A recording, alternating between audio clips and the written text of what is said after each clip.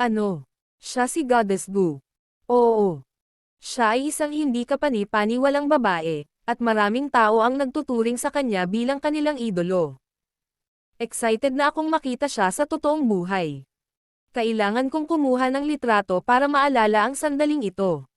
Saying that, maraming tao ang naglabas ng kanilang mga phone para kumuha ng litrato. Nakaramdam din si Dulei Feng ng karangalan nang lumitaw si Tang Haifeng sa kanyang paningin, kahit na pumunta siya rito dahil kay Guning.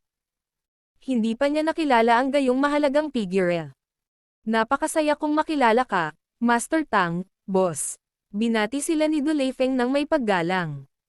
Nang marinig iyon, nagulat lahat ang mga nanonood nang malaman na ang tindahan ng mga anti-gang ito ay kay Guning. Marahil ay dahil si Guning ay isang sikat na matagumpay na negosyanteng babae ngayon, ngunit hindi sila nagulat na si Guning ay nagmamay-ari ng isa pang tindahan.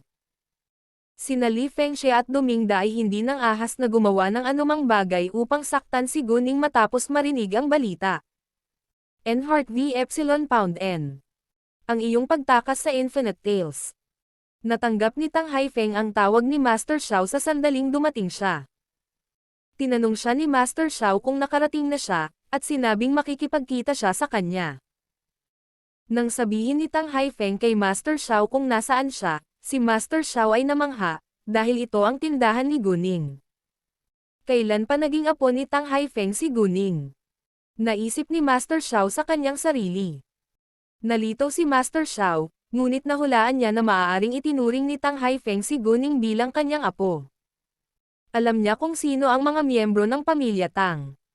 Gayunpaman, kailangang maging napakahusay ng babae kung pahalagahan siya ni Tang Haifeng. Pagkatapos ay pumunta si Master Xiao sa anti-gang tindahan ni Guning kasama ang kanyang apprentice. Hindi nagtagal, dumating sila at nakilala si Tang Haifeng at ang iba pa. Hay, Xiao, halika rito. Hayaan mong ipakilala kita. Hindi na makapaghintay si Tang Haifeng para ipakilala si Guning sa kanila. Ito ang apo ko, Guning. Mga ad ng Pub Future. Kumusta, Lolo Xiao, Tio Chang? Magalang silang binati ni Guning. Nang marinig iyon, nagulat si Tang Haifeng. Ningning, kilala mo ba si Xiao? Bueno, si Lolo Xiao at Tio Chang ay bumisita sa aking tindahan kahapon, sabi ni Guning. Haha, Tang, nakita ko na ang mga tunay na antik na iyon bago ka. Sabi ni Master Xiao nang may kasiyahan. Ano? Ningning, bakit hindi mo muna ako tinawagan? Hindi nasisiyahan si Tang Haifeng. Agad na nagpaliwanag si Guning nang nakangiti, nakasalubong ko si Lolo Xiao kahapon, kaya nakita niya ang mga tunay na antik na iyon bago ka. Gayunpaman, si Tang Haifeng ay medyo hindi pa rin masaya. Tang, kailan ka pa nagkaroon ng apo? Tanong ni Master Xiao na may pagkamausisa. Hindi mo ba naiisip na halos kamukha niya si Yunfan? Sabi ni Tang Haifeng. Hindi ito masyadong pinapansin ni Master Xiao hanggang ngayon, dahil ilang beses pa lang niyang nakilala si Tang Yunfan at nawawala na siya ng alaala bilang isang matanda. Pinagmasdan niyang mabuti ang mukha ni Guning, at namangha nang makitang si Guning ay talagang kamukha ni Tang Yunfan. Isang ideya ang bumungad sa kanya, at inikat niya ang kanyang mga mata sa gulat. Kay Yunfan ba siya? Tama, ngunit hindi pa ito ang oras para isapubliko ito. Pinutol ni Tang Haifeng si Master Xiao bago niya matapos ang kanyang pangungusap. Nang marinig iyon, itinikom ni Master Xiao ang kanyang bibig, ngunit na-curious siya kung bakit biglang nagkaroon ng anak na babae si Tang Yunfan. Pagkatapos nito, maraming mga flower basket sa ilalim ng pangalan ng Jade Beauty Jewelry, Charm at ang Tangwang Group ang naihatid. Maya-maya ay dumating din si Master Lei. Nagpakita rin si Zhao Yiro. Mga ad ng Pub Future. Dumating silang lahat na may dalang mga basket ng bulaklak, na naging sanhi ng pag-aapoy ng anti-gang kalye ng mga sariwang bulaklak. Sunod-sunod na dumating ang mga kaibigan ni Tang Haifeng na miyembro ng Antiques Association. Ang isa sa kanila ay ang ulo nito. Dahil sa mataas na katayuan sa lipunan ni Tang Haifeng, ang kanyang mga kaibigan ay pawang mahahalagang tao. Ipinakilala ni Tang Haifeng si Guning sa kanyang mga kaibigan pagkatapos, at lahat sila ay kasing curious ni Master Xiao tungkol kay Guning. Gayunpaman, sinabi sa kanila ni Tang Haifeng na hindi ito ang oras para isa-publiko ito, kaya hindi na sila nagtanong pa. Nagdulot ng sensasyon sa Anti-Gang Kalye ang pagdating ng mahahalagang figurang iyon. Maraming mga antique lovers kasama ang mga may-ari ng iba pang anti-gang tindahan ang tumakbo para tingnan. Ilang miyembro ng Antiques Association ang madalas na bumibisita sa Antique Street, kaya nalaman nilang marami sa kanilang mga kaibigan ang naroon. Sa mga sumunod na minuto, ang mga tao ay abala sa pagbabati at pakikipag-chat sa isa't isa, abala sa ingay. Nang mag-10:10 AM, nagsimula ang opening ceremony. Nagsalita si Du Leifeng, pagkatapos ay natuklasan ang signboard at tatlong salitang, Xiangyan Antique Store, ang tumambad sa paningin ng lahat. Nang makita ang signboard, marami ang nagulat. Jesus, ito ay Xiangyan Antique Store. Sikat na sikat ba ito? Siyempre naman. Sikat na sikat ang Xiangyan Antique Store sa antique industry ngayon. Ang Xiangyan Antique Store ay nakakuha na ng ilang katanyagan sa antik na industriya bago ito kinuha ni Guning, at masikat ito pagkatapos na maging bagong boss nito si Guning. Sa gulat ng karamihan sa mga nanonood, ang Xiangyan Antique Store ay may sangay na ngayon sa CTB. Ang mga handicraft ng Xiangyan Antique Store ay palaging sikat. At maraming mga may-ari ng iba pang mga anti-gang tindahan ang nakaramdam ng pagkabalisa pagkatapos malaman na mayroong maraming tunay na antigo sa loob nito. Gayunpaman, walang nangahas na magdulot ng anumang gulo, dahil alam nilang lahat na may magandang koneksyon si Guning sa lahat ng uri ng industriya. Pagkatapos ng talumpati ni Du Leifeng, nagbigay ng maikling pagkilala kay Guning. At nang matapos siya, oras na upang putulin ang laso. Sina Tang Haifeng, Master Lei at ang pinuno ng Antiques Association ang magkasamang nagputol ng laso. Pagkatapos, pumasok ang mga tao sa loob para pahalagahan ang mga handicraft at mga tunay na antigo. Ang mga nanonood ay mas interesado sa mga handicraft, habang ang mga antik na mahilig ay nakatuon sa mga tunay na antik. May isang exhibition wall na gawa sa bulletproof glass sa silid, kung saan nakalagay ang mga tunay na antik. Ang kasaysayan at presyo ng bawat antik ay nakasulat sa isang card sa tabi nito. Ang mga antique lovers na iyon ay nabigla nang makita ang mga tunay na antik, dahil ang bawat isa sa kanila ay nagkakahalaga ng hindi bababa sa ilang milyong yuan. Napakaraming tao sa tindahan, kaya si Qiao Ya kasama ang mga bodyguard ni Tang Haifeng ay inayos upang mapanatili ang kaayusan, kung sakaling may magnakaw. Buti na lang at wala silang nakitang magnanakaw. Ang balita tungkol kay Xia Yicho at Pei Hena ay nakaakit ng higit na atensyon, at ito ang naging pinakamainit na balita sa maraming website. Maraming mga gumagamit ng internet ang umapela sa dalawang mga awit at sa mga ahente na kanilang pinaghirapan na gumawa ng opisyal na paliwanag. Kahit na marami silang hula, gusto pa rin nilang malaman ang totoo. Sa tanghali, sa wakas ay nagbigay ng paliwanag ang Fenghua Entertainment at naipost ang lahat ng evidence sa Weibo. Inilantad nito ang nakakagulat na katotohanan na ginamit ni Qiao Guanxiang at Pei Hena si Xia Yichu para kumita ng malaking halaga sa nakalipas na ilang taon. Si Xia Yichu ay nahuli din sa isang aksidente sa sasakyan dahil sa kanila. Kapag naipadala na ang post, naghagis ito ng bomba sa mga gumagamit ng internet. Jesus, paano sila magiging walang hiya? Nagplano sila na sirain ang mukha ni Xia Yichu sa isang aksidente sa sasakyan. Mga kriminal sila, at dapat silang arestuhin ng pulis. Kawawang Xia Yichu. Matagal na siyang niloko. Mabuti para sa kanya na nakatakas siya pagkatapos niyang malaman. Nagtaka ako kung bakit napakatagal na wala si Pei Hena, at ngayon alam ko na hindi siya naging mang-aawit. Ikulong sila. Mga ad ng Pub Future. Naisip din ng ilang user ng internet na maaaring gusto ni Xia Yicho na sumikat sa cocktails ni Qiao Guanxiang at Pei Hena. Sa tingin ko ito ay isang scheme sa halip. Walang ebidensya na nagpapakita na si Qiao Guanxiang ay nagplano na sirain ang mukha ni Xia Yicho sa isang aksidente sa sasakyan. Dalawang larawan lang ng mukha ni Xia Yicho ang nakikita ko bago at pagkatapos ng aksidente sa sasakyan. Marahil ay binigyan siya ni Qiao Guanxiang ng trabaho pagkatapos na masira ang kanyang mukha. Hindi tama na gumamit ng ghost singer para kumita, pero hindi rin bawal. Sa tingin ko, posible rin na pinagtaksilan ni Xia Yichu sina Qiao Guanxiang at Pei Hena pagkatapos niyang kumita ng pera at magpaplastikan. Maraming mga gumagamit ng internet ang sumang-ayon sa mga komento sa itaas, kaya ang ilan sa kanila ay pinapuna rin ang Xia Yichu at Fenghua Entertainment. Ang mga komentong iyon ay tila makatwiran, ngunit hindi naman ito ang katotohanan. Sa pagharap sa akusasyon, si Qiao Guanxiang, Pei Hena, at ang ahenteng pinagtrabahuan nila ay nanatiling tahimik sa buong panahon, na nagpapaniwala sa mas maraming tao na tama ang Fenghua Entertainment. Isa itong kasong kriminal, kaya kasali rin ang mga pulis para magsagawa ng investigasyon. Makalipas ang isang araw, sa wakas ay nag-anunsyo ang ahenteng sina Qiao Guanxiang at Pei Hena, ngunit hindi ito nagtatanggol sa kanila.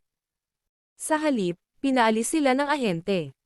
Malinaw na sina Qiao Guanxiang at Pei Hena ay nagkasala. Pagkatapos ng drama, nakakuha ng maraming atensyon si Xia Yichu. Dahil sikat na sikat ang kanyang mga kanta, marami ang naging tagahanga niya pagkatapos magpakita ng totoong singer. Siyempre, may ilang pa ring nag-iisip na si Xia Yichu ay nagkalkula, at hindi siya nagustuhan. Walang sino man ang maaaring magustuhan ng lahat. Walang pakialam si Xia Yichu sa mga kritisismong iyon, dahil alam niyang kailangan ng oras para malaman pa ng mga tao ang tungkol sa kanya. Noong 12 ng gabi, inimbitahan ni Guning ang kanyang mga bisita na sabay na kumain. Enhart v. Epsilon Pound N. Pagbabago ng mga sandali sa mga alaala. After lunch, umalis na silang lahat. Bumalik si Tang Haifeng sa bahay ng pamilya Tang sa ilalim ng proteksyon ng mga bodyguard. Pumunta si Tang Jiakei sa kanyang paaralan, at umalis si Tang Jiayang para magtrabaho. Bagamat bumalik na si Tang Yunfan sa kumpanya, marami pa ring dapat matutunan si Tang Yunfan, at babalik siya sa kanyang paaralan pagkatapos ng kasal ni Tang Yunfan. Mga ad ng Pub Future. Naiwang magkasama sina Guning, Cao Wenxin at Qiao Ya. Pupunta si Guning sa Land and Resources Bureau ngayon. Dahil sinabi sa kanya ni Quan Mingkai na matagumpay niyang nabili ang lupa, at kailangan niyang tapusin ang legal na pamamaraan sa departamento ng gobyerno. Isa itong abandonadong bahagi ng lupa, at higit na masaya ang gobyerno na ibenta ito, lalo na kapag ang bumibili ay miyembro ng pamilyang Tang. Isa raw itong haunted land, ngunit hindi lahat ay naniniwala dito. Mababa rin ang presyo nito dahil sa nakakakilabot na balita. Ningning, ano ang susunod mong gagawin? Tanong ni Cao Wenxin. Kailangan kong pumunta sa Land and Resources Bureau ngayon, sabi ni Guning. Ano ang gagawin mo doon? Tanong ni Cao Wenxin. Kakabili ko lang ng lupa, sabi ni Guning. Saan? Tanong ni Cao Wenxin. Sinabi ni Guning sa kanya ang address, na ikinatakot niya. Ningning, hindi ka makakabili. Ito ay haunted. Alam ko, ngunit ito ay isang tsismis lamang, sabi ni Guning, at mukhang hindi natatakot. Pero, nag-aalala pa rin si Cao Wenxin.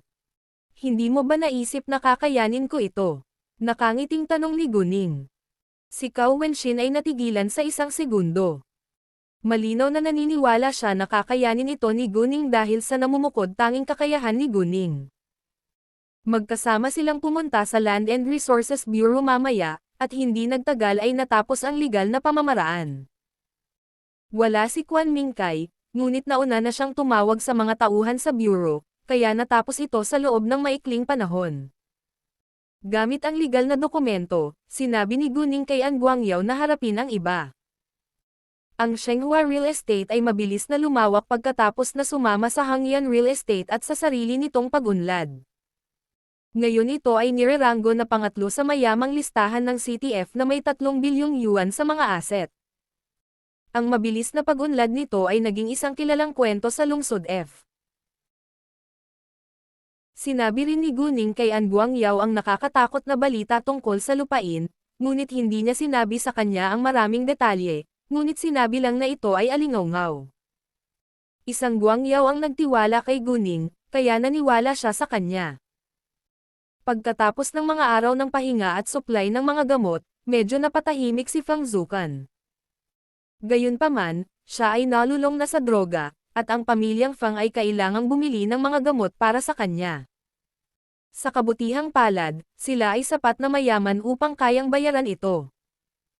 Si Lu Chuting ay nanatili kay Fang Zukan sa ospital kadalasan, dahil siya ay isang full-time na may bahay at hindi abala. Sa simula, inalagaan ni Lu Chuting si Fang Zukan dahil sa kanilang pagkakaibigan, ngunit hindi nagtagal ay napagod siya rito. Kaya niyang panindigan, kaya pinilit niya ang sarili na panatilihing kasama si Fang Zukan, ngunit madalas niyang hindi pinapansin si Fang Zukan at naglalaro sa kanyang telepono. Uminom lang ng droga si Fang Zukan, kaya tahimik siyang nakahiga sa kama.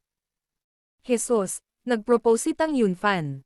Biglang napabulala si Lu Chuting sa gulat, na ikinagulat ni Fang Zukan. Ano ang sinabi mo? Tanong niya. Nang marinig ang boses ni Fang Zukan, napagtanto ni Lu Chuting na hindi niya dapat sinabi iyon. Wala. Kung malalaman ito ni Fang Zukan, muli siyang mawawalan ng galit, habang si Lu Chuting ay nag-aatubili na aliwin siya ng paulit-ulit. Hindi, sinabi mo lang si Tang Yunfan. Sinabi mo lang na nag-propose siya. Tinitigan ni Fang Zukan si Lu Chuting. Dahil narinig na ito ni Fang Zukan, walang silbi para kay Lu Chuting na itago ito.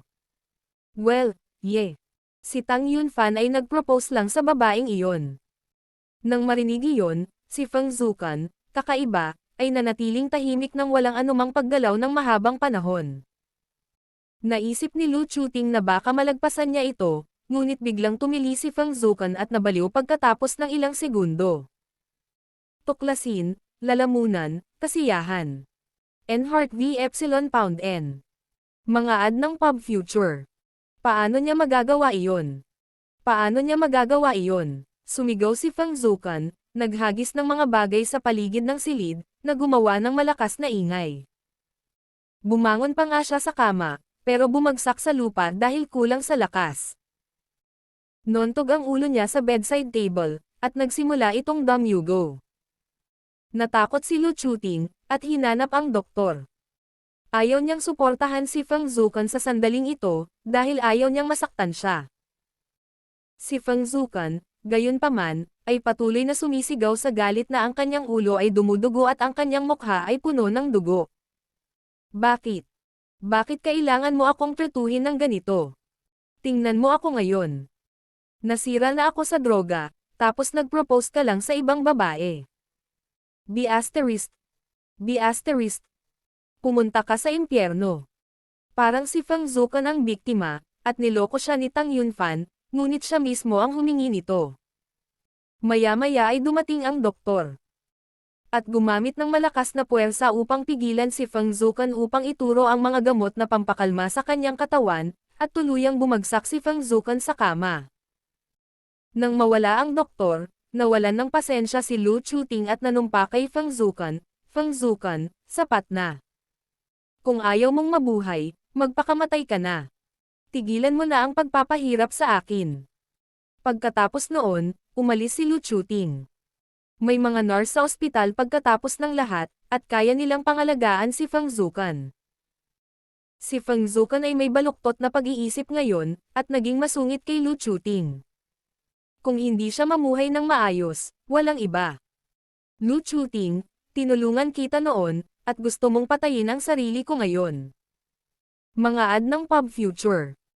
Sa pag-iisip niyan, ginawa ni Fang Zukan ang lahat para pakalmayan ang sarili, at tinawagan si Fang Pinghui. Ano? Parang naiinip si Fang Pinghui sa telepono.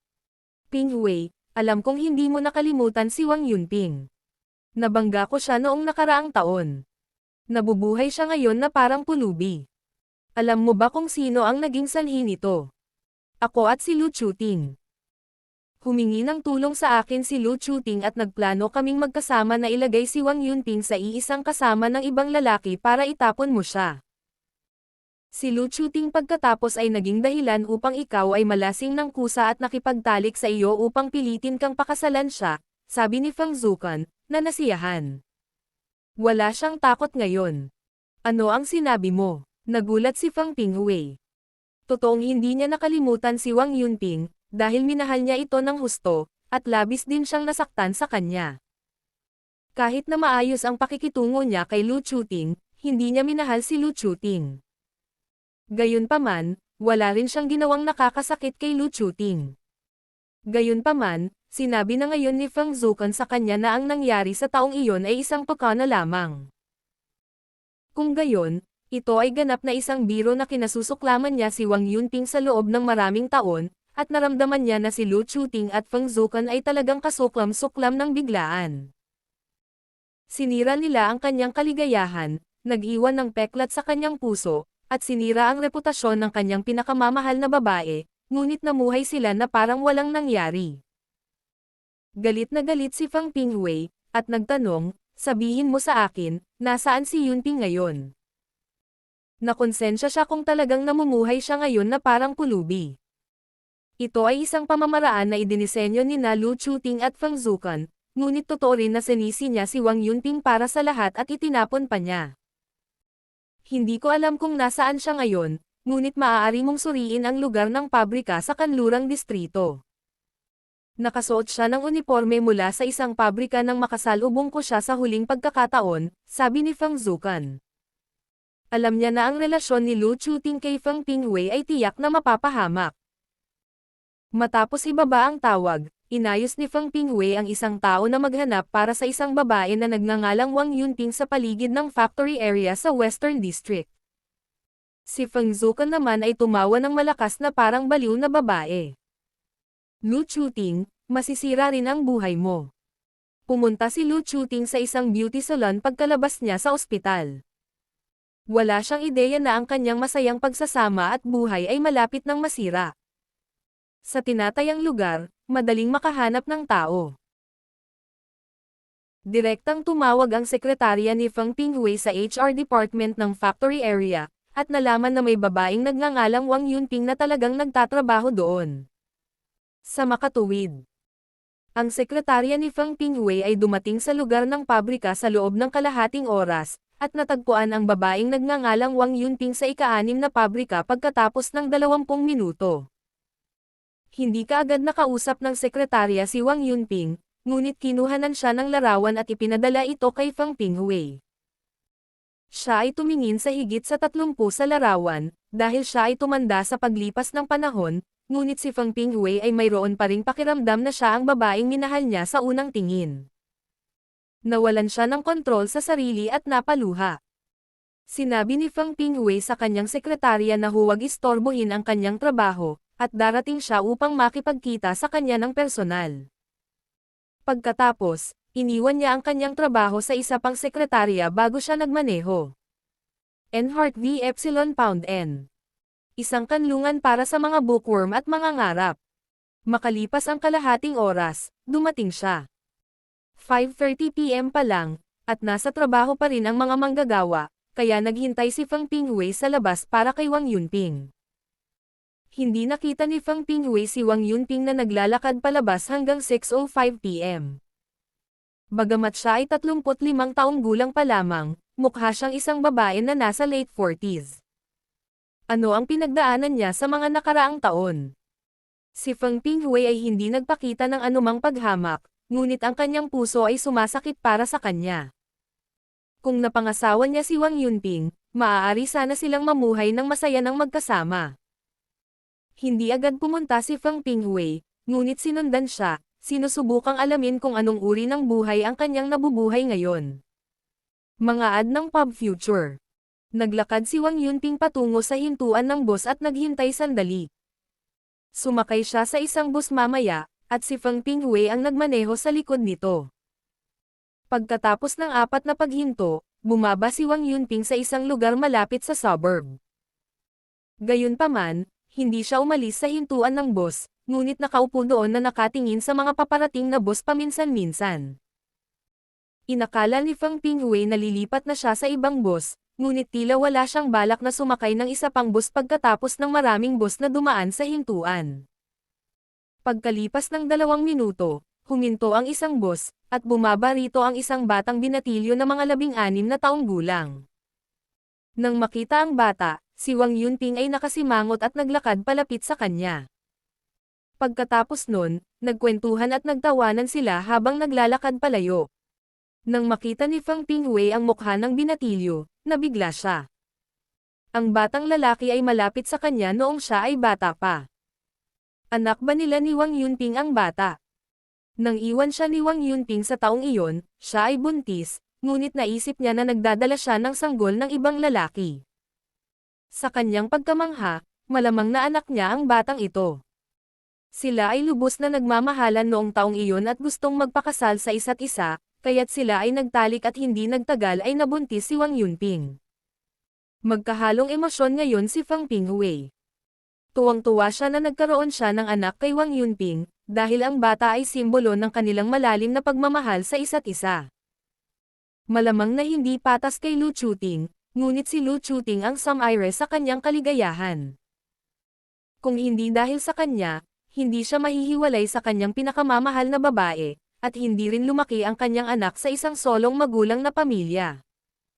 Ayon sa batas, maaaring makulong si Lu Chuting. Hindi mahalaga kung si Wang Yunping ay may bagong pamilya ngayon, o maaari silang magkabalikan muli, ngunit hindi na siya makakasama ni Lu Chuting. Hindi niya ito ay demanda sa mga taon ng kanilang kasal, ngunit determinado siyang hiwalayan siya. Walang lalaking magpaparaya sa isang babaeng sumire sa kanyang kaligayahan at ginawang mahirap ang kanyang pinakamamahal na babae kasama ang kanilang anak. Kinalma ni Feng Pingwei ang sarili, at sinundan sila sa kanyang sasakyan. Makalipas ang halos 10 minuto, naglakad sila papunta sa isang living area at bumili ng pagkain bago sila umuwi. Makipot na kalsada iyon, at hindi makapasok ang kotse, kaya inihinto ni Feng Pingwei ang kanyang sasakyan sa tabi ng kalsada, at sinundan sila sa paglalakad. Mga ad ng Pub Future. Naglakad sila ng halos 50 metro, pagkatapos ay pumasok sila sa isang lumang gusali. Si Wang Yunping at ang kanyang anak ay nakatira sa unang palapag. Hindi ito malaking apartment. Si Wang Yunping ay natulog sa loob ng silid, habang ang kanyang anak ay natutulog sa labas na silid, na siya ring kanilang sala, kusina at silid kainan. Mga mahihirap lang ang nakatira dito. Hindi lumalapit si Feng Pingwei hanggang sa makalakad sila sa loob, ngunit hindi siya agad kumatok sa pinto. Sa halip, nag-eavesdrop siya sa labas ng pinto. "Ma, nakahanap ka na ba ng magandang apartment?" Tanong ng anak ni Wang Yunping na si Wang Zesheng. "Hindi pa, hinahanap ko pa." "Huwag kang mag-alala, hahanap tayo ng magandang apartment bago ang demolisyon," sabi ni Wang Yunping para aliwin ang kanyang anak. "Nay, nag-aaral po ako ng mabuti, at kikita po ako ng malaki para mamuhay tayo sa magandang bahay sa hinaharap," sabi ni Wang Zesheng na may seryosong mukha.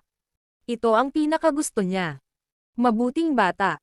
Pinagkakatiwalaan ka ni nanay, at magiging matagumpay ka balang araw sa hinaharap. Hinikayat ni Wang Yunping si Wang Zesheng. Pakiramdam ni Feng Pingwei ay umiiyak sa labas ng pinto. Wala man lang silang magandang tirahan. Inayos niya ang sarili, saka kumatok sa pinto. Darating. Lumapit si Wang Yunping. Madalas bumisita ang mga kapitbahay dito kaya hindi na nag-isip pa si Wang Yunping. Gayunpaman, nang buksan niya ang pinto at nakita ang lalaki na nakatayo sa labas, natigilan siya. "Feng Pingwei. Anong ginagawa niya dito? Paano niya nalaman na dito ako nakatira?" Yunping, binati siya ni Feng Pingwei sa paraan ng pagtawag nito sa kanya noong sila ay labis na nagmamahalan noong taong iyon. Hindi nagtagal ay nag-react si Wang Yunping at sinubukang isara ang pinto, ngunit pinigilan siya ni Feng Pingwei. "Yunping, pwede ba tayong mag-usap?" "Wala tayong dapat pag-usapan," sabi ni Wang Yunping. Si Feng Pingwei ang huling lalaki sa mundong ito na gusto niyang makita ngayon. Ang nangyari sa loob ng 12 taon na ang nakalilipas ay nag-iwan ng malalim na peklat sa kanyang puso. Hindi niya sinisisi si Feng Pingwei, dahil biktima rin siya. Gayunpaman, mahirap para sa kanila na pabayaan ito. "Nay, anong meron? Sino siya?" Agad na tumakbo si Wang Zesheng, at pinrotektahan si Wang Zesheng sa likuran niya. Tinitigan niya si Feng Pingwei, nananatiling alerto. Nang magtama ang kanilang mga mata sa himpapawid. Kahit papaano ay naramdaman ni Wang Zesheng na mukhang pamilyar ang lalaking ito, at naniwala si Feng Pingwei na dapat ay anak niya si Wang Zesheng matapos siyang tingnan sa malapitan. Yunping, anak natin siya diba? Bagamat nasa sarili na ni Feng Pingwei ang sagot, gusto pa rin niyang marinig ito mula sa bibig ni Wang Yunping.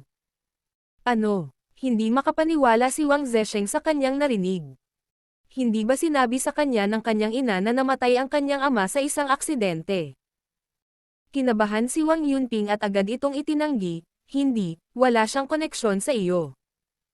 Kung hindi, bakit siya ay halos kamukha ko noong bata pa ako? Tanong ni Feng Pingwei. Well, hindi alam ni Wang Yunping kung ano ang sasabihin, na nagpapatunay na si Wang Zesheng ay anak ni Feng Pingwei. Ma'am, totoo ba? Tanong ni Wang Zesheng. Si Wang Zesheng ay isang napakatalino na bata, at alam niya kung ano ang ibig sabihin ng reaksyon ni Wang Yunping. Isa pa, napansin niyang hawig nga niya ang lalaking nauna sa kanya. Gayunpaman, mahirap para sa kanya na tanggapin ito. Kung siya ay may ama, bakit ang kanyang ama ay wala sa loob ng maraming taon? Bakit sinabi sa kanya ng kanyang ina na patay na ang kanyang ama? Nang pagtawanan siya ng mga tao dahil wala siyang ama, pinangarap niyang magkaroon ng isa. Nang makita niya ang kanyang ina na nagsusumikap at nag-aalaga sa kanya sa parehong oras, nais niyang magkaroon siya ng ama. Mga ad ng pub future. Kung ang lalaking nauna sa kanya ay talagang kanyang biolohikal na ama, si Wang Zesheng ay may matinding puot sa kanya. Hindi, muling itinanggi ito ni Wang Yunping. Nag-aatubili siyang hayaan silang magkita. Pakiusap, Pingwei, matagal na tayong hiwalay, please wag ka nang manghimasok sa buhay ko. Yunping, nalaman ko ang katotohanan ng nangyari noong taong iyon. Ito ay isang scheme na dinisenyo ni Lu Chuting at Feng Zukan. Sinabi sa akin ni Feng Zukan ang lahat ngayon, sabi ni Feng Pingwei. Umaasa siya na magkakabalikan sila ni Wang Yunping. Si Wang Yunping, gayunpaman, ay hindi na nagulat pagkatapos marinig ito, dahil alam niya na ito ay isang pakana sa simula pa lang. Kahit alam niya, hindi iyon magbabago. Let bygones be bygones. Wala akong pakialam ngayon. Gusto ko lang mamuhay ng tahimik, masayang buhay, sabi ni Wang Yunping na nalulungkot. Nasasaktan pa rin siya sa pag-iisip sa kakilakilabot na lumang alaala, ngunit wala siyang intensyon, kakayahan, o lakas na bayaran ang mga nanakit sa kanya pabalik. Nasanay na siya sa buhay niya ngayon. Ma'am, ano pong nangyari kanina? Inis na tanong ni Wang Zesheng. Ang skema ay hindi isang magandang salita. Kahit na ito ay isang bagay na nangyari maraming taon na ang nakalilipas, si Wang Zesheng ay nagalit nang malaman niya na ang kanyang ina ay may pakana laban sa iba. Zesheng, bumalik ka na sa kwarto mo. Ayaw ni Wang Yunping na malaman ni Wang Zesheng ang tungkol dito. Hindi, tinanggihan ni Wang Zesheng. Palagi siyang nakikinig sa kanyang ina, ngunit hindi ngayon. Nalaman na niya ang kasawian ng kanyang ina, at imposibleng tumabi siya. Zesheng, medyo hindi nasisiyahan si Wang Yunping, ngunit pinutol siya ni Feng Pingwei bago pa siya makapagsalita ng anuman. Yunping, dahil alam mong pinagkunan ka nila, bakit hindi mo sinabi sa akin? Mga ad ng pub future. Si Feng Pingwei ay nagulat at nagalit. Hindi niya maintindihan kung bakit hindi sinabi ni Wang Yunping sa kanya ang totoo noon. Kung mayroon siya, maaaring iba ang mga bagay. Wala naman sigurong pinagkaiba. Nangyari na. Ayokong ilabas sa harap ng anak ko. Dapat umalis ka na, ngayon na. Sinabi ni Wang Yunping nang may determinasyon. Yunping, gusto ko lang tumulong. Bahagyang nawala ng magawa si Feng Pingwei. Hindi siya papayag na walang magawa pagkatapos niyang malaman na mahirap ang buhay nila ngayon. Hindi ko kailangan ng tulong mo. Feng Pingwei, mangyaring iwanan kami. Kapag nalaman ni Lu Chuting na binisita mo ako, muli niya akong sasaktan. Mayroon akong anak ngayon, at hindi na ako matatalo muli, galit na sabi ni Wang Yunping. Si Wang Zesheng ang lahat ng mayroon siya ngayon, at gagawin niya ang lahat para protektahan siya.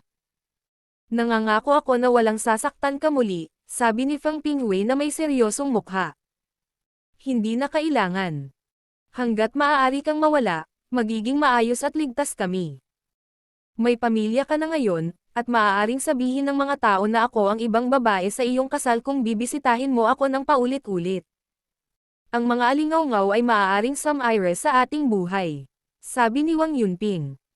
Nang marinig iyon, sumimangot si Wang Zesheng. Naiintindihan ko na mahirap para sa iyo na tanggapin ako sa ngayon, pero anak ko rin si Zesheng. Tungkulin ko rin na palakihin siya at bigyan ng magandang buhay, sabi ni Fang Pinghui.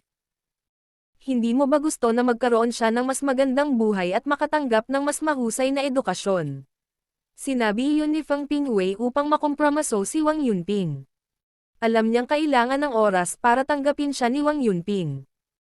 At umaasa lang siya na mabibigyan siya nito ng pagkakataong tanggapin ang responsibilidad ng isang ama, at makabawi sa ginawa nito sa kanya. Bagamat gusto niyang makipagbalikan sa kanya, kailangan niyang hiwalayan muna si Lu Chuting. Nakadepende rin kay Wang Yunping kung maaari silang maging mag-asawang muli. Kung tungkol naman sa nangyari noong taong iyon, hindi na niya ito pinansin matapos malaman na para lang iyon. Marami silang pinagdaanan noong nakaraang taon, at ngayon ay wala na. Ako, nag-alinlangan si Wang Yunping. Siyempre.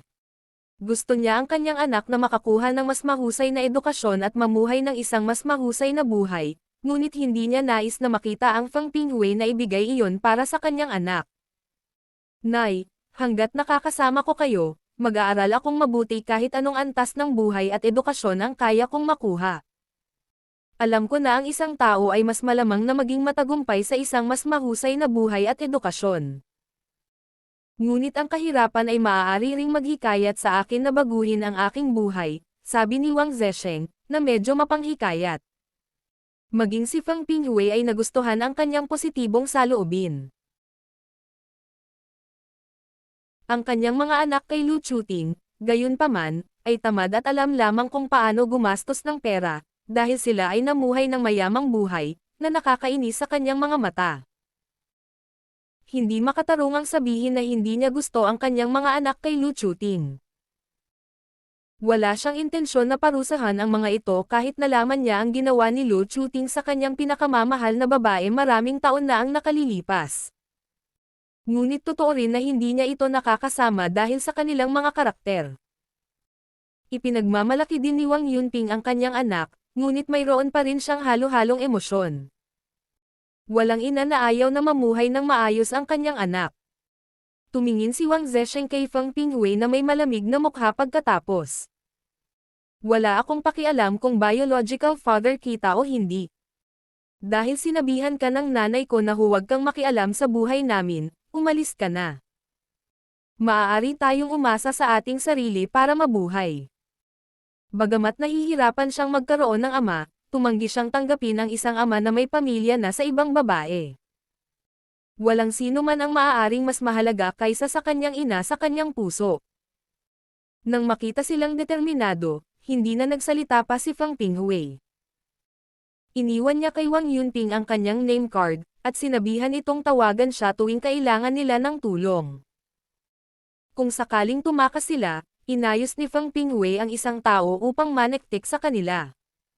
Kapag gusto na nilang lumayo, malalaman niya. Kasabay nito, kailangan niyang bumalik at hiwalayan si Lu Chuting ngayon. Dahil tumanggi si Wang Yunping na tanggapin siya dahil may pamilya siya, hihiwalayan siya bago siya dumalaw sa kanya sa susunod. Sa oras na iyon, maaari niyang tanggapin siya. Pagkaalis ni Fang Pinghui, tila nag-ambala rin si Wang Yunping. Ma'am, anong meron? Nag-aalalang tanong ni Wang Zesheng. Zesheng, handa ka bang tanggapin ang tulong niya? Tanong ni Wang Zesheng. Nay, hindi naman importante sa akin, at wala akong pakialam. Ikaw lang ang inaalala ko, sabi ni Wang Zesheng. Mga ad ng Pub Future. Nais din ni Wang Zesheng na makakuha ng mas mahusay na edukasyon at mamuhay ng mas magandang buhay, ngunit mas pinapahalagahan niya ang damdamin ng kanyang ina. Nasa kay Wang Yunping ang lahat. Kilalang kilala ni Wang Yunping ang kanyang anak, kaya hindi na niya ito pinag-uusapan, at naghanda ng hapunan. Ibinahagi ni Lu Chuting ang isang masayang hapunan sa kanyang mga kaibigan pagkatapos magpa-facial sa isang beauty salon. Maganda ang araw na iyon para sa kanya hanggang ngayon, ngunit hindi niya alam na hindi ito magtatagal. Humarap si Fang Pingwei sa kanyang abogado para humingi ng tulong para mag-draft ng divorce settlement sa sandaling umalis siya sa lugar ni Wang Yunping. Pag-uwi niya, alas 8 na ng gabi, at lahat ng miyembro ng pamilya Fang ay nasa bahay.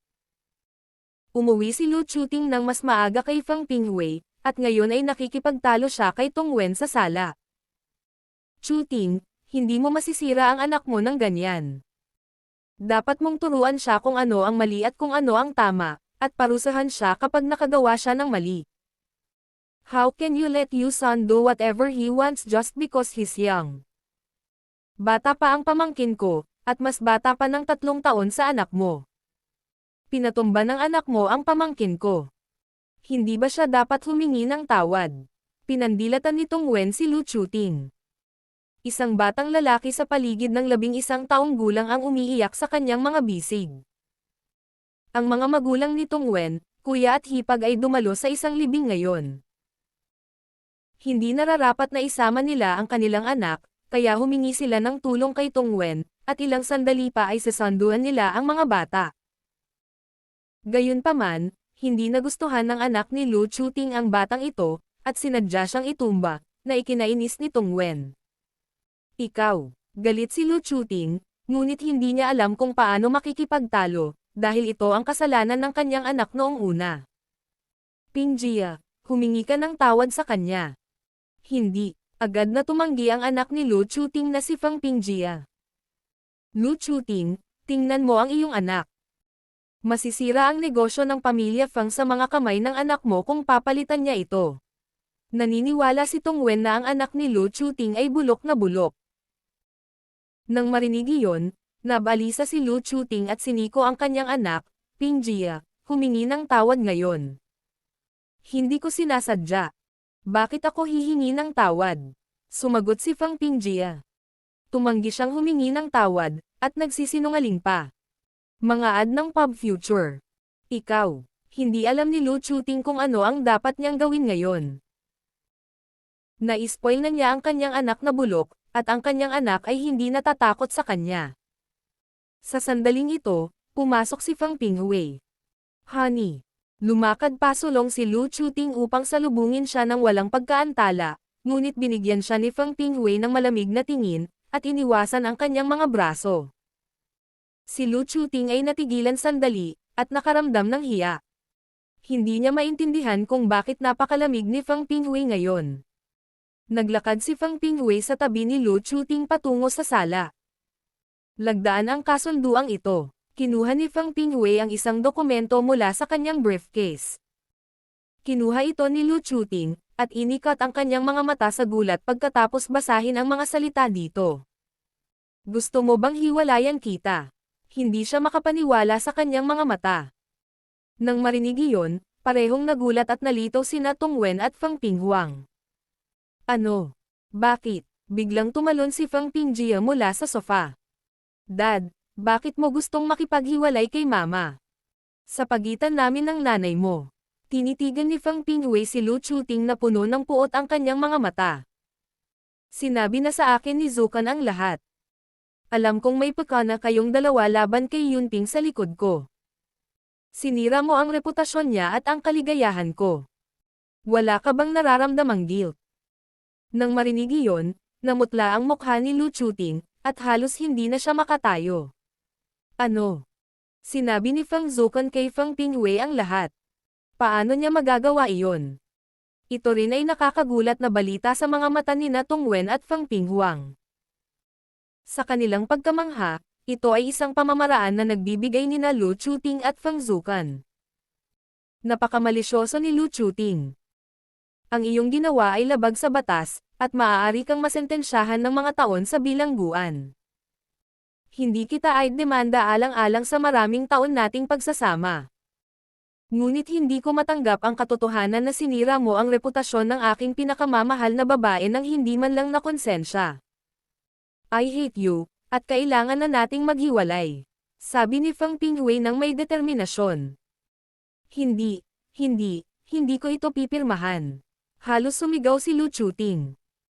Hindi sa iyo, malamig na sabi ni Fang Pinghui. Fang Pinghui, kailangan mo bang maging malamig ang dugo? Napakaraming taon na tayong kasal.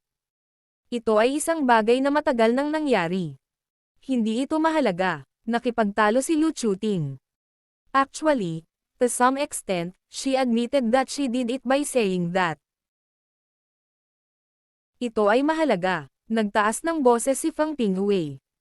Fang Pinghui, mahal na mahal kita. Bakit kailangan mo akong tretuhin ng ganito? Bakit? Naduraj ang puso ni Fang Pinghui. Napasigaw siya sa galit at nakaramdam ng hinanakit.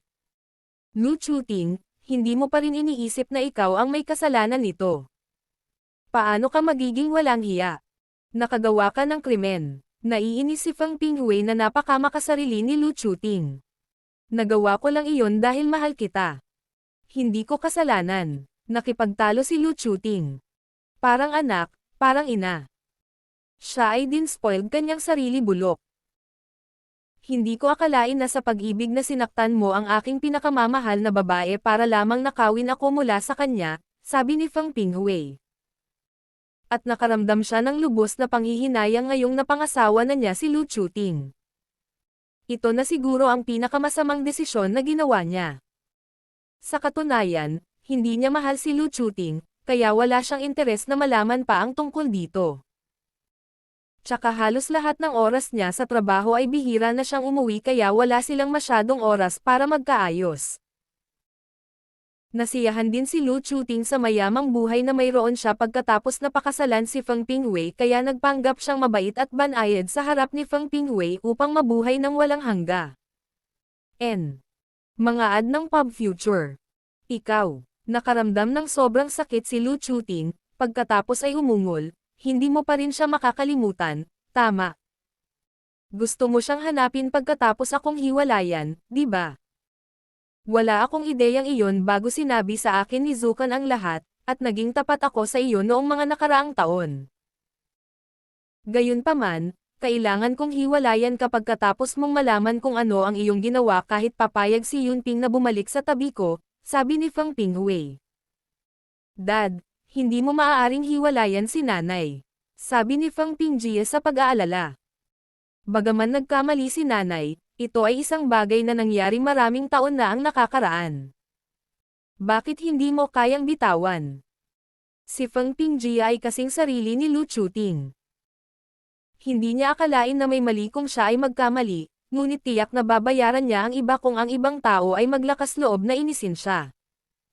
Dapat nakikita ang mga bata ngunit hindi naririnig. Lumayo, binatukan ni Fang Pinghui si Fang Pingjie. Bagamat natakot si Fang Pingjie, hindi niya magawang tumabi dahil ito ay tungkol sa kasal ng kanyang ina. Dad, hindi mo maaaring hiwalayan si nanay. Kung hihiwalayan mo si nanay, aalis ako kasama si nanay. Si Fang Pingjie ang panganay na apo sa pamilyang Fang, at alam niya kung gaano siya kahalaga. Akala niya ay susuko si Fang Pinghui hanggat ginamit niya ang kanyang sarili bilang banta. Gayunpaman, nagkamali siya. Galit na galit si Fang Pinghui ngayon, at mas nagalit siya sa pagbabantaan niya ni Fang Pingjie. Gusto mo bang umalis kasama ng mama mo? Sumama ka sa kanya. Wala ka namang silbi sa pamilya eh. Sinabi lang iyon ni Fang Pinghui dahil galit siya ngayon. Si Fang Pingjie ang panganay na apo sa pamilyang Fang, at imposibleng iwanan siya ni Fang Pinghui. Sinabi niya iyon para maturuan ng leksyon si Fang Pingjie. Hindi, agad na nakipagtalo si Lu Chuting laban dito. Haharapin ni Fang Pingjie ang negosyo ng pamilya Fang sa hinaharap. Kung iniwan niya ang pamilya Fang ngayon, wala nang posisyon para sa kanya sa negosyo ng pamilya. Mga ad ng pub future. Itinikom din ni Fang Pingjie ang kanyang bibig sa takot. Siyempre, ayaw niyang iwan ang pamilya Fang. Kung iniwan niya ang pamilya Fang ngayon, isinuko niya ang kanyang karapatan sa isang kayamanan. Pirmahan mo na.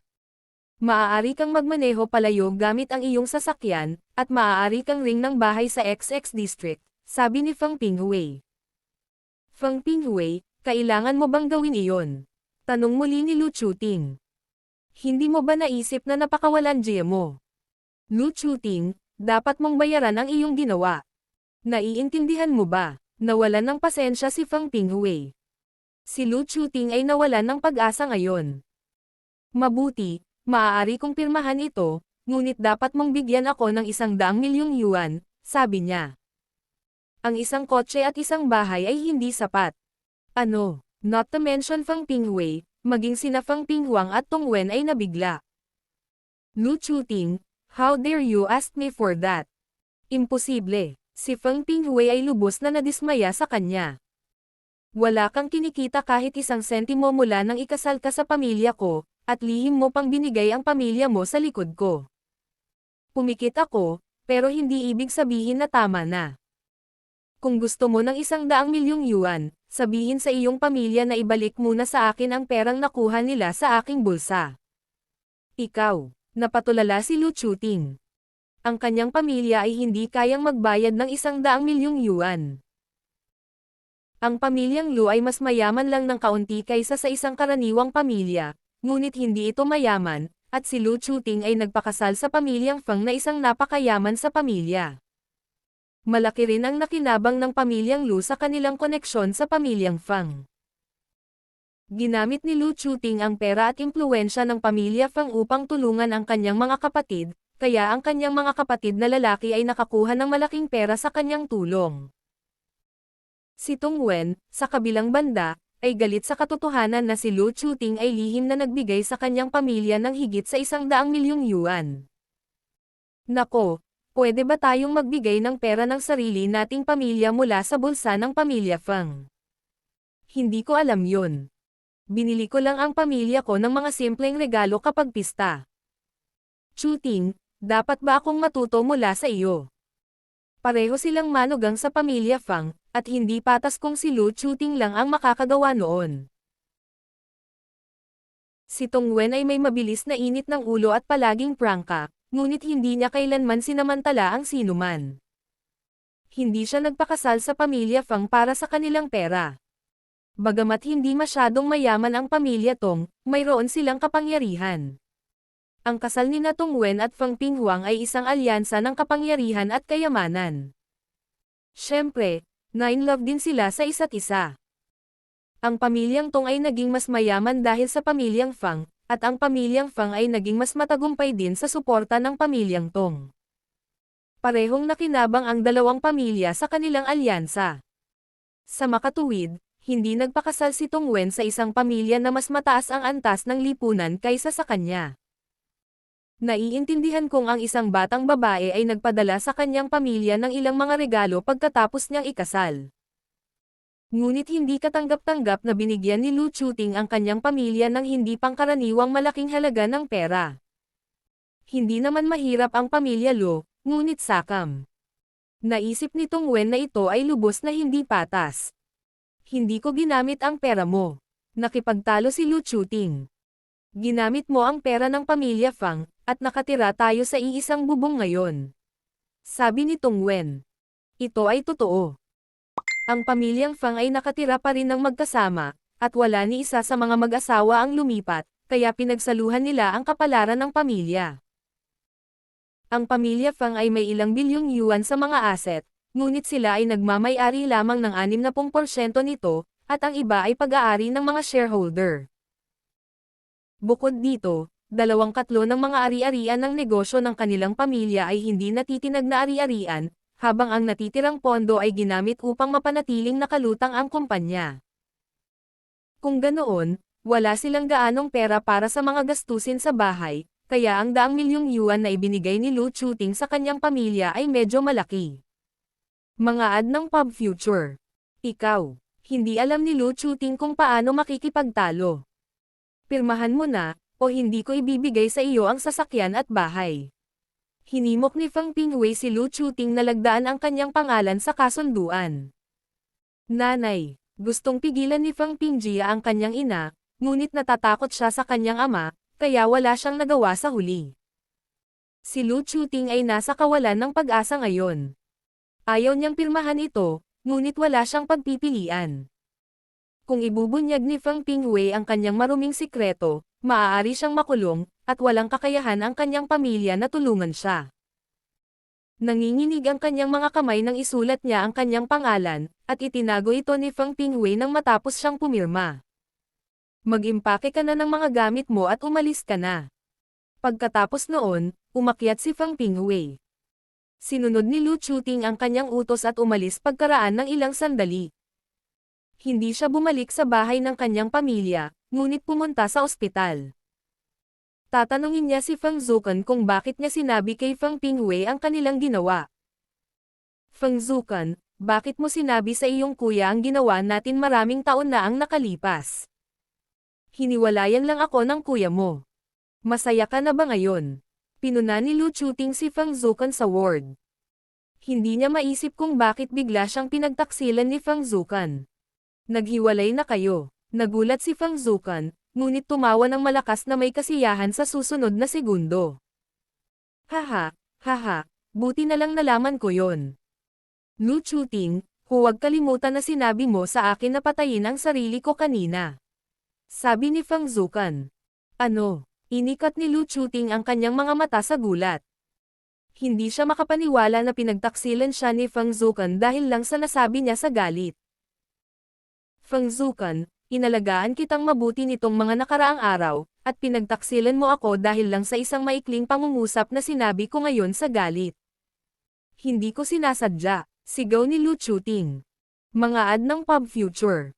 Sinadya mo. Biglang nawalan ng kontrol si Feng Zukan sa kanyang mukha, at naging hindi pangkaraniwang nasa sabik. N-Heart v Epsilon Pound N. Ang iyong pagtakas sa Infinite Tales. Ikaw, si Lu Chuting ay nakaramdam ng kawalan ng magawa. Siya ay diborsyado na, at walang kabuluhan na makipagtalo kay Feng Zukan ngayon. Gayunpaman, hindi niya ito gustong tiisin. Dahil sinira ni Feng Zukan ang kanyang kasal, pahihirapan din niya siya. Napakagaling. Sinira mo lang ang kasal ko, at tanggap ko ang resulta, pero matandang babae ka lang. Ang lalaking mahal mo ay hindi nag-abala na tingnan ka. May asawa na siya, sinabi ni Lu Chuting na ikinairita si Feng Zukan. Nang marinig iyon, talagang galit si Feng Zukan. Tumahimik ka. Ang katotohanan na nagpakasal si Tang Yunfan sa ibang babae ay isang tinak sa puso ni Feng Zukan, at masakit sa tuwing naiisip niya ito. Ano? Ito ang pinakamainit na balita kamakailan. Bakit hindi mo matanggap? Speaking of your love towards Tang Yunfan, I think it's a pure joke. Sinasabi mong mahal mo siya kaya siya lang ang lalaking gusto mong pakasalan sa buhay na ito, ngunit natutulog ka sa iba't ibang uri ng lalaki sa parehong oras. Nakakadiri kang selfie. Walang lalaking gustong pakasalan ang isang babaeng niloko ng hindi mabilang na lalaki. May sakit ka. Inabuso ni Lu Chuting si Feng Zukan hanggat kaya niya. Naisip ni Feng Zukan na itinago niya ang katotohanan na marami siyang nadambong na tawag sa iba't ibang uri ng mga lalaki. Ngunit hindi sinasadyang natagpuan ni Lu Chuting ang kanyang pakikipag-chat sa ilang mga lalaki. Ilang beses ding nakasagasa si Lu Chuting kay Feng Zukan kasama ang ibang mga lalaki. Nang malaman niya na si Feng Zukan ay may sexual na relasyon kay Liu Zinqi, nagulat siya. Itinuring niya si Feng Zukan bilang isang mabuting kaibigan noon. Kaya hindi niya ito sinabi ng malakas, ngunit hindi niya kailangan pang itago ito dahil sa kanilang pagkakaibigan ay nasira ng pagtataksil. Tumahimik ka. Nawalan ng kontrol si Feng Zukan sa kanyang emosyon ngayon, at sinimulang sirain muli ang mga bagay sa ward. Kung siya ay sapat na malakas, pupunitin niya si Lu Chuting. Ang sigaw ni Feng Zukan ay nakakuha ng atensyon ng doktor. Anong nangyari? Mabilis na pumasok ang doktor at tinanong si Lu Chuting. Nagkunwari si Lu Chuting na natatakot siya. Nabaliw na naman yata siya. Pakiusap, turukan siya ng pampakalma. Si Feng Zukan ay madalas na nababaliw sa mga araw na ito, kaya hindi nagduda ang doktor sa mga salita ni Lu Chuting, at tinurok si Feng Zukan ng pampakalma ng walang pagkaantala. Sa epekto ng gamot na pampakalma, hindi nagtagal ay tumahimik si Feng Zukan, at hindi makagalaw sa kama, ngunit tinitigan niya si Lu Chuting sa buong oras, kahit na hindi ito nagbabanta. Matapos iturok si Feng Zukan ng pampakalma, umalis ang doktor, at si Lu Chuting ay nagsimulang matuwa muli sa sakit ni Feng Zukan. Ano ang nararamdaman mo ngayon? Tiyak na nasasaktan ka ngayon, tama ba? Yun naman talaga ang gusto ko. May gustong sabihin si Feng Zukan, ngunit hindi siya makagawa ng ingay pagkatapos ng ilang sandali na ibuka ang kanyang bibig. Feng Zukan, nawala sa akin ang pamilya ko, at hindi kita hahayaang mamuhay ng maayos. Sabi ni Lu Chuting at sinampal si Feng Zukan sa kanyang mukha. Tinamaan niya si Feng Zukan sa kanyang sugat, na sobrang sakit, at tumulo ang luha sa mga mata ni Feng Zukan. Nasisiyahan si Lu Chuting sa bawat segundo na nasasaktan si Feng Zukan, kaya patuloy niyang sinasampal ang mukha ni Feng Zukan sa sugat. Ang mga benda na nakabalot sa mga sugat ay kinulayan ng pula ng dugo sa loob ng ilang segundo, at halos himatayan si Feng Zukan sa sakit. Gayunpaman, hindi siya makasigaw ng malakas, kaya napaungol na lamang siya. Alam ni Lu Chuting na hindi niya kayang patayin si Feng Zukan sa ngayon, kaya lumayo siya nang maisip niyang sapat na iyon. Sa sandaling ito, mas gugustuhin ni Feng Zukan na mamatay. Hindi pumunta si Guning para sunduin si Guman ngayong gabi, ngunit hinayaan siyang manatili sa bahay ng pamilyang Tang. Medyo hindi pa rin mapalagay si Guman, ngunit hinikayat siya ni Tang Yunfan na manatili sa kanya. Sa makatuwid, sina Guning at Qiaoya lamang ang nasa kanyang bahay. Noong ika-10 ng gabi, sa wakas ay natanggap ni Guning ang tawag ni Leng Xiaoteng. Nakakasyauting. Binati siya ni Guning nang sagutin niya ang kanyang tawag. Namiss niya siya ng sobra. Kung tutuusin, ilang araw pa lang silang nagkahiwalay, pero hindi pa rin sila nagkokontak noong mga panahong iyon, kaya namiss talaga nila ang isa't isa. Nasasaktan din si Leng Xiaoteng na makita si Guning. Ningning, miss na kita. Miss mo na ba ako? Tanong ni Leng Xiaoteng. Bagamat alam na niya ang sagot, gusto pa rin niyang marinig ito mula sa bibig ni Guning. Oo. Lagi kitang iniisip, sabi ni Guning.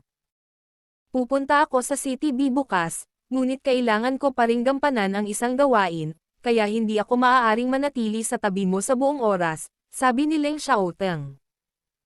Nakaramdam siya ng pananabik na makita si Guning bukas, ngunit nalungkot din siya na hindi siya makakasama nito. Ayos lang. Naiintindihan ko, si Guning ay napakamaalalahanin, bagamat nakaramdam siya ng pagkabigo. Patuloy silang nag-uusap sa telepono. Pagkaraan ng ilang sandali, narinig ni Guning ang boses ng babae mula sa kabilang panig ng telepono. Hoy, Xiaoteng, anong ginagawa mo mag-isa sa bakuran? Nang marinig ang boses ng babae, agad na nadismaya si Guning, at si Leng Xiaoteng ay medyo natakot din. Ningning, hayaan mo akong magpaliwanag. Ang babae ay ang nakababatang kapatid ng isa sa aking mga kaibigan. Pumunta lang kami ni Jin Chen, Jinbei sa lugar ng kaibigan ko para pag-usapan ang isang bagay. Nanatili sila sa kwarto, at ako ay lumabas mag-isa, kaya nagtitiwala ako sa iyo, sabi ni Guning. Nagtiwala siya kay Leng Xiaoteng, at saglit na nakaramdam ng dismaya nang marinig niya ang boses ng babae. Naunawaan ni Guning na imposible para kay Leng Xiaoteng na hindi makatagpo ng ibang babae sa kanyang buhay. Marami rin siyang kaibigang lalaki sa tabi niya. Nang makitang may kausap si Leng Xiaoteng sa telepono, hindi na lumalapit ang dalaga, o nagsalita pa. Hindi na siya muling nagsalita hanggang sa ibinaba ni Leng Xiaoteng ang telepono kay Guning.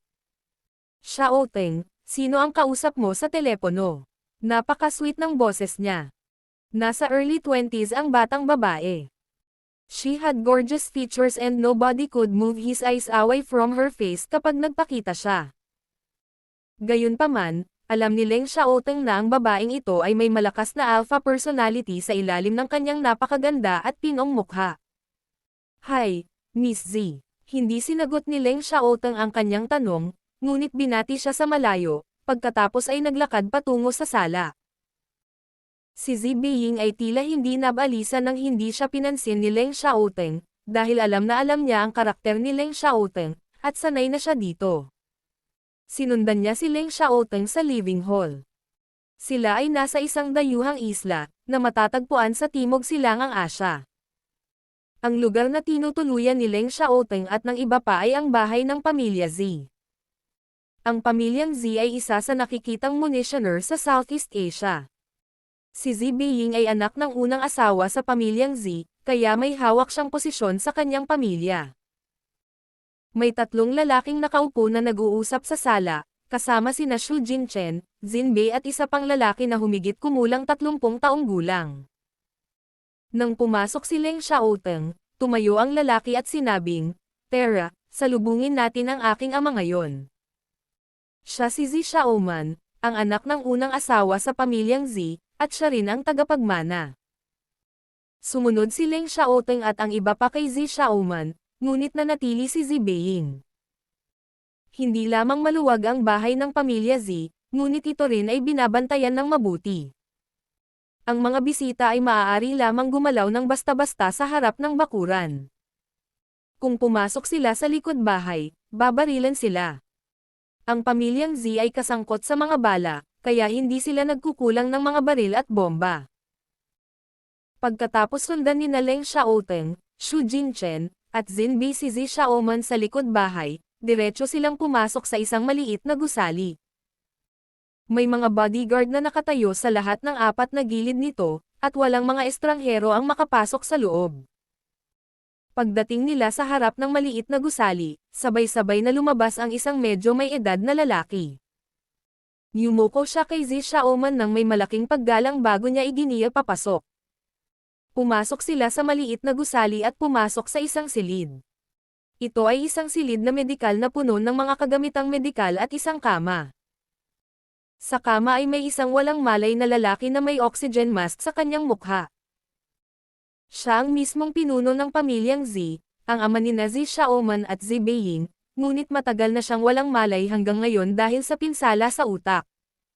Sa makatuwid, si Zi Xiaoman ang namumuno sa pamilyang Z ngayon. Ang tiyuhin ni Zi Xiaoman ay napaka-ambisyoso. At laging gustong sakupin ang pagkakataong palitan si Zi Xiaoman, ngunit si Zi Xiaoman ay isang namumukod-tanging at may gulang na tao, kaya hindi niya binigyan ng anumang bala ang kanyang tiyuhin. Gayunpaman, mas mabuti ang isang bukas na kaaway kaysa sa isang huwad na kaibigan. Si Zi Xiaoman ay kailangang maging maingat sa lahat ng oras, kung sakaling siya ay nakulong ng kanyang tiyuhin. Ang pamilya Z ay may malapit na pakikipagtulungan sa militar ng bansang pinanggalingan ni Leng Xiaoteng. Sina Zi Xiaoman at Leng Xiaoteng ay malapit ding magkakaibigan. Bilang tagapagmana ng pamilya Z, si ZZ ay nakatanggap ng pagsasanay noong siya ay bata pa. Na walang pinagkaiba sa malademonyong pagsasanay na pinagdaanan ni Leng Xiaoteng, kaya maraming beses na silang nagkita sa kagubatan ng Amazon at nagkaroon din ng pagkakataon upang labanan ang mga kaaway. Matapos marinig ni Leng Xiaoteng ang nangyari sa pinuno ng pamilyang Z, nakipag-usap siya kay Zi Xiaoman sa sarili niyang inisyatiba. Baka mapagaling niya ang ama ni Zi Xiaoman, ngunit may kondisyon. Ang kondisyon ay ang pamilya Z ay kailangang mag-ambag ng higit pa sa pakikipagtulungan sa militar ng bansang pinanggalingan ni Leng Xiaoteng. Nag-alinlangan sandali si Zi Xiaoman. Bagamat hindi ito isang masamang pakikitungo, hindi rin ito kumikita. Gayunpaman, ang buhay ng kanyang ama ay nasa panganib ngayon, at kinailangan itong tanggapin ni Zi Xiaoman upang mailigtas ang kanyang ama. Mas mainam kung mailigtas ni Leng Xiaoteng ang kanyang ama, o kahit man lang ay tulungan ang kanyang ama na hindi lumala. Kung namatay ang kanyang ama, sinabi ni Leng Xiaoteng na siya ang mananagot. Sa pagkakataong iyon, ang deal ay lubhang mapanganib para kay Leng Xiaoteng sa paningin ng ibang tao, ngunit kumpiyansa si Leng Xiaoteng dahil nagtiwala siya kay Guning. Ililigtas ni Leng Xiaoteng ang pinuno ng pamilya Z gamit ang espesyal na gamot ni Guning. Nang makaalis ang medical staff, naglabas si Leng Xiaoteng ng isang maliit na bote ng porselana at iniabot kay Zi Xiaoman. Mayroong 3 table tas dito. Kumuha ng isa tuwing 3 araw, matutulungan mo siyang kumuha ng isa ngayon din. Oo naman. Kinuha ni Zi Xiaoman ang bote ng porselana, pagkatapos ay naglakad patungo sa kama ng pasyente. Hinubad niya ang oxygen mask sa mukha ng kanyang ama, nagbuhos ng tableta, at walang pag-aalinlangan na inilagay sa bibig ng kanyang ama. Sa sandaling sumang-ayon siya kay Leng Xiaoteng, pinili niyang paniwalaan siya.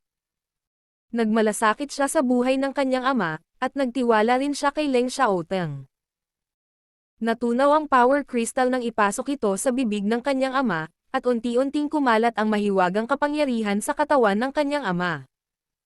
Sa sandaling pumasok ito sa kanyang ulo, nagsimulang maghilom ang pinsala sa utak. Makalipas ang halos 12 minuto, nagsimulang huminga ng normal ang ama ni Zi Xiaoman, na ikinagulat niya. Wow, ito, hindi alam ni Zi Xiaoman ang sasabihin. Sa totoo lang, si Zi Xiaoman ay walang gaanong pag-asa sa simula, ngunit ngayon siya ay lubos na namangha. Maging sina Xu Jinchen at Jinbei na nakarinig ng hindi kapani-pani walang epekto ng gamot noon ay nagulat din. Narinig pa lang nila ito noon, pero ngayon ay nasaksihan na nila ito ng sarili nilang mga mata. Pakilihim ang gamot na ito, sabi ni Leng Xiaoteng kay Zi Xiaoman. Walang problema, sabi ni Zi Xiaoman, at hindi na nagtanong patungkol sa gamot. Agad siyang tumawag ng doktor para tingnan ang katawan ng kanyang ama. Ang doktor ay labis na nagulat na si Master Z ay maaaring gumaling sa loob ng maikling panahon, na isang himala. Hindi tinanong ng doktor si Zi Xiaoman kung ano ang nangyari, dahil hindi niya akalain na naging mas mabuti si Master Z pagkatapos lamang uminom ng isang tableta.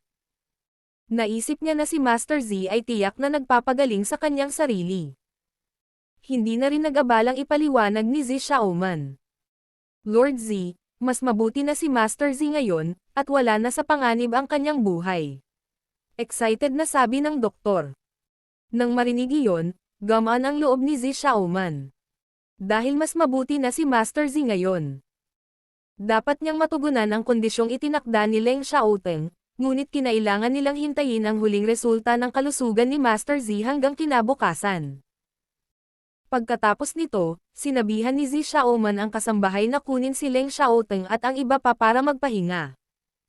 Bumalik din si Zi Xiaoman sa living hall ng main building. Si Zi Beiying ay nanunood ng TV sa living hall sa buong oras, at hinihintay si Leng Xiaoteng na bumalik, ngunit si Zi Xiaoman ay naglakad pabalik ng mag-isa, na ikinadismaya niya. Nang makita iyon, hindi alam ni Zi Xiaoman ang sasabihin. Siyempre, alam niya na hinahangaan ni Zi Beiying si Leng Xiaoteng mula sa malayo, ngunit hindi kailanman nagustuhan ni Leng Xiaoteng si Zi Beiying. Upang maging tiyak, hindi pa niya nakita si Leng Xiaoteng na nagbigay pansin sa sino mang babae. Kahit na umaasa rin siya na makakasama ni Zi Beiying si Leng Xiaoteng, ayaw din niyang masira ang malapit niyang relasyon kay Leng Xiaoteng. Mas mabuti para sa kanila na panatilihin ang isang magandang relasyon sa mga taong may kapangyarihan, sa halip na makipag-usap sa kanila. Xiaoman, nasaan si Xiaoteng? Tanong ni Zi Beiying. Umalis siya para magpahinga, sabi ni Zi Xiaoman. Maaga pa naman ngayon, nagpout si Zi Beiying, nakaramdam ng sama ng loob. Mga ad ng Pub Future. Beiying, I think you should give up. Hindi kanya gusto, sabi ni Zi Xiaoman. Hindi ito ang unang pagkakataon na sinubukan niya itong hikayat na sumuko. Hinayla ni Zi Beiying ang kanyang mga labi. Malinaw niyang alam na walang pagmamahal sa kanya si Leng Xiaoteng, ngunit nagustuhan lang niya ito. Sa katunayan, hindi alam ni Zi Beiying kung talagang gusto niya si Leng Xiaoteng, o gusto lang niyang sakupin siya. Siya ay natigilan sa kanya sa simula.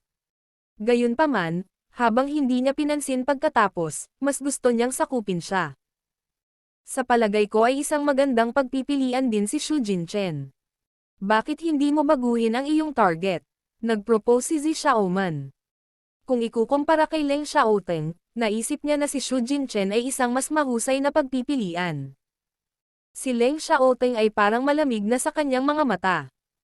Halatang wala siyang ideya na si Leng Xiaoteng ay mayroon ng pinakamamahal na kasintahan. Hindi, si Xiaoteng lang ang gusto kong lalaki. Giit ni Zi Beiying. Nagkibit-balikat si Zi Xiaoman, pagkatapos ay bumalik sa kanyang silid. Kinaumagahan, maagang bumangon si Zi Beiying, dahil ayaw niyang kumain ng almusal kasama si Leng Xiaoteng. Xiaoteng, gusto mo ba ang pagkain? Sinubukan ni Zibeiyin na makipag-usap sa kanya. Si Leng Xiaoteng, gayunpaman, ay tumanggaw lamang, ngunit hindi umimik. Mabilis silang kumain, at hindi nagtagal ay natapos ang almusal bago nakahanap si Zibeiyin ng paksang pag-uusapan kay Leng Xiaoteng. Pagkatapos noon, ginabayan sila ni Zi Xiaoman sa likod ng bakuran, at sa pagkakataong ito ay hindi na rin sila sinundan ni Zibeiyin. Nang pumasok sila sa medical room, sabi ng doktor, Lord Z, halos gumaling na ang utak ni Master Z, at minsan ay gumagalaw ang kanyang mga daliri.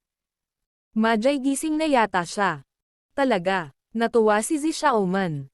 Oo, sabi ng doktor. Matapos marinig ang mabuting balita. Natitiyak ni Zi Xiaoman na malapit nang magising ang kanyang ama, kaya't ginabayan niya si Leng Xiaoteng pabalik sa pag-aaral ng pangunahing gusali upang pumirma ng bagong kontrata. Bagamat wala pa ring malay si Master Z, maaga o huli ay majay gising siya. Sa pagpirma ng bagong kontrata, umalis si Leng Xiaoteng at ang kanyang club.